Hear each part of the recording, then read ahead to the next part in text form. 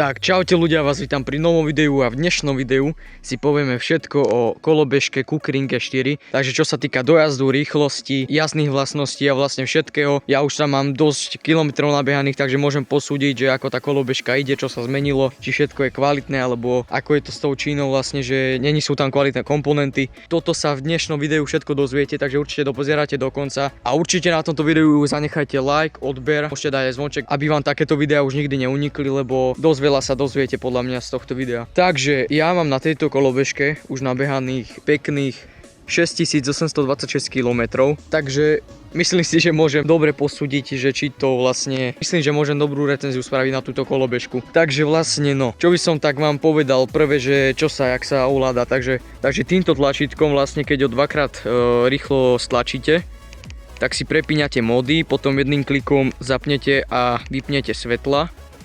Hej, vlastne toto, tá ikona, to je svetlo, tu môžete vidieť teraz. Ďalej čo? Tu máte aj dotykový displej a vlastne keď tlačíte na tom displeji tlačítko mód, tak tam tiež prepíňate tie módy, že vlastne klikáte, je to dotykový displej, hej. Potom ďalej tu máte, že light a tým zapíňate tie svetla, potom tu máte tlačítko set, to keď stlačíte, tak sa vám prepíňajú míle a kilometre. Hej, takže to je vlastne set, potom keď to podržíte, tak sa vám vypne štart z miesta. Teraz už keď pridám plyn, nerozbehnete sa, proste musíte sa odraziť, aby ste sa rozbehli. Ale akože štart z miesta je jedna najlepšia vec asi, takže to ja mám vždy zapnuté. Potom keď podržíte mod, tak si zapnete tempomat. Toto je vlastne tempomat, proste keď asi nejaké 3 alebo 5 sekúnd držíte plyn na tej istej úrovni rýchlosti, tak vám to tak zostane a nemusíte potom držať plyn. Takže je to dobrá vec, ale ja to nevyužívam, iba keď idem na nejaké dlhé trasy, že rovná cesta, tak vtedy to využijem. No a potom čo sa týka odprúženia vlastne po tých kilometroch veľkých, tak akože stále to dobre prúži, len samozrejme starostlivosť o kolobežku, proste ložíska mazať, proste treba odprúženie mazať, čistiť to, ako teraz ju mám zaprasenú, lebo z minulého videa som mu ešte neumil, keď sme išli na tú trasu. To si určite pozrite, video sa vám hodím hore doprava na videu kartu na to video, takže to si určite tiež pozrite. Potom také veci, čo tu ešte sú, tieto blatníky, to tam neboli, to som si kúpil z Temu, hej. Tento je originálny, ale tento, čo je z Temu, som si dal aj dopredu, lebo dobre to vyzerá, plní to účelne, strekaná tlmič voda ani nič. Potom vlastne, čo ja tu mám ešte dorábané, tak sú vlastne tieto pridavné svetla, čo takto pustím, hej, a takto to svieti proste. Lebo my chodíme aj v noci dosť často a moc to dobre nesvieti to základné svetlo, takže to je dobrá vec. Ďalej tu mám takú vec, že môžem si tu nabíjať telefón, hej, to mám tiež dorábané. No ale čo sa týka, že originality tej kolobežky, tak na jedno nabitie by mala spraviť proste, takých, čo ja viem, sa mi zdá, že 70-75 km, asi tak nejak toho výrobca udáva. Keď nie, tak ma môžete opraviť v komentároch. A reálne akože spraví aj tých 70, ja mám 55 kg.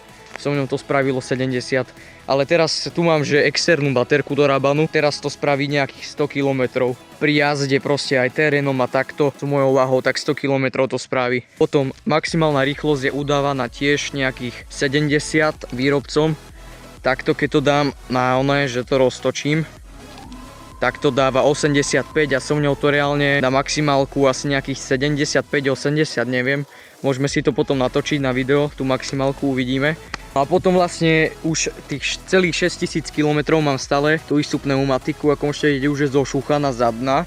Už to budem meniť teraz niekedy, ale predná je ešte úplne v pohode, ešte tam je stále DZM, takže to je dobrá vec. Potom ďalej, tu sú na tejto, toto je model 2024, tu sú ešte 140 kotúče, takže tie menšie, novšie už majú 160. Lánkové brzdy, hej, klasika, ale na to, že sú tu lánkové, tak podľa mňa dobre brzdia, akurát, že rýchlo sa derú tie platničky.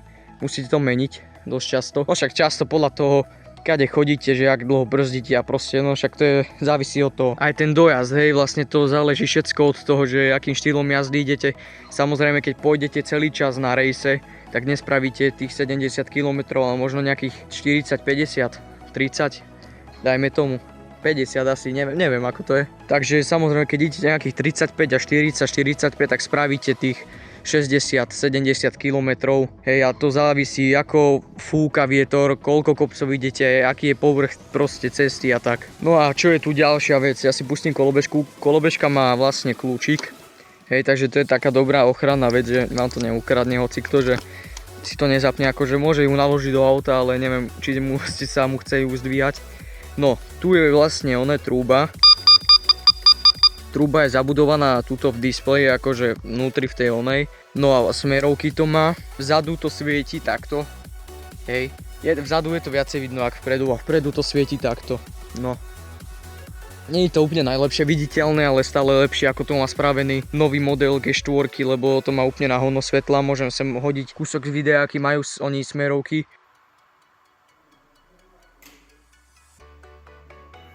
Dobre, vypneme. A vlastne môžem vám ukázať, ako svieti aj klasické svetlo, čo je už v kolobežke. To svieti takto. Hej, tiež to není úplne hrozné, ale akože týmto sa to nevyrovná, čo tam mám dorábané. Takto svieti zadné, ale zadné vám svieti, to je dobrá vec. Že aj keď máte vypnuté svetla, tak zadné svieti proste, že kúse. Hej, že to je dobrá vlastnosť tejto kolobežky, že vás je dobre vidno na ceste. Že to proste stále to svieti. No a to je asi tak všetko, čo by som vám už k tomu povedal.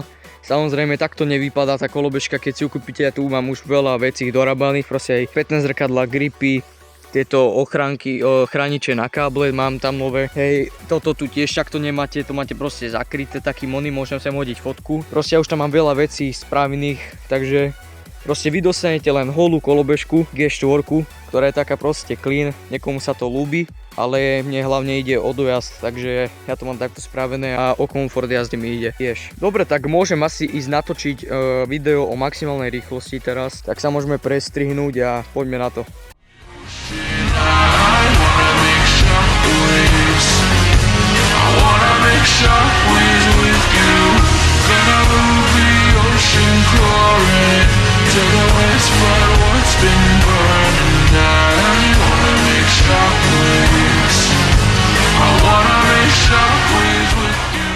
Dobre, takže mohli ste vidieť, že táto kolobežka vyťahne, ja mám 55 kg, je mierne stúpanie fakt, že dolu, to bolo fakt úplne mierne. A išiel som 77. Keby bola že úplne že čistá rovinka, tak ide nejakých 75, preblikne 76. Už som išiel na nej aj 80, ale hej, to proste dole kopce, chápete. Takže akože je to dosť rýchly stroj. Není to podľa mňa, že pre deti. Takže ja si myslím, že za cenu tých 750 €, je to fakt dobrá kúpa tejto kolobežky. Má to vlastne, ešte čo som nepovedal, má to 11 kolesa, takže není to, že úplne malinké, nie sú to desiatky, jak má napríklad Kuckringe 2. Má to proste, má to gumu, jak moju dlaň, jak ja mám dlaň, tak taká je široká, hej. Že je dosť akože široká. Dobre, takže to je asi tak všetko, čo by som vám ku tejto kolobežke povedal. Keď sa vám takýto typ videí páči, tak určite mi môžete napísať nejaký komentár, dať lajky na video a zdieľať to kamarátom, nech mám viacej videní. Nech im pomôže pri kúpe tejto kolobežky, toto video by som bol rád, keby to niekomu pomohlo. Takže určite budem vydávať videá s touto G4, aj nejaké testy, alebo čo sa týka výletov, keď pôjdeme niekam, niečoho. Takže určite budem natáčať niečo, aj nejaké proste zrazy, čo máme kolobežkarské. Takže máte sa na čo tešiť. A aby som videl, že tento typ videí vás baví, tak určite na tomto videu môžete zanechať ten like a poprípade napísať ten komentár, ako som už povedal. Dobre, takže díky za zliadnutia a majte sa. Čaute.